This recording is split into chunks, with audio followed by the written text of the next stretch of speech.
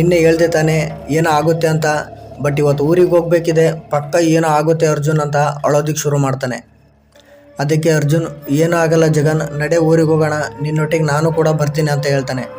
ಅದಕ್ಕೆ ಜಗನ್ ಹೇಳ್ತಾನೆ, ಅರ್ಜುನ್ ನೀನು ಬೇಡ, ನಾನೊಬ್ಬನೇ ಹೋಗ್ತೀನಿ, ಮತ್ತೆ ಯಾವುದೋ ಸಮಸ್ಯೆಗೆ ಇಬ್ಬರು ಸಿಕ್ಕಾಕೊಳ್ಳೋದು ಬೇಡ ಅಂತ ಹೇಳ್ದ.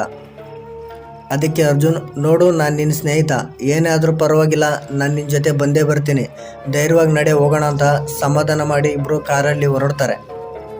ಬೆಂಗಳೂರು ಬಿಡೋದೆ ರಾತ್ರಿ 11:30 ಊರು ತಲುಪೋಷ್ಟರಲ್ಲಿ ಬೆಳಗ್ಗೆ ಆಗುತ್ತೆ ಅಂತ ಗೊತ್ತಿತ್ತು. ಅದಕ್ಕೋಸ್ಕರನೇ ಅರ್ಜುನ್ ಕಾರ್ ಡ್ರೈವಿಂಗ್ ಮಾಡ್ತಾ ಇದ್ದ. ಜಗನ್ ತುಂಬ ಆತಂಕದಲ್ಲಿ ಕಾರಿಂದ ಹೊರಗೆ ನೋಡ್ತಾ ಸುಮ್ಮನೆ ಕೂತ್ಬಿಟ್ಟಿರ್ತಾನೆ. ರಾತ್ರಿ 3 ಗಂಟೆ ಆಗಿರುತ್ತೆ.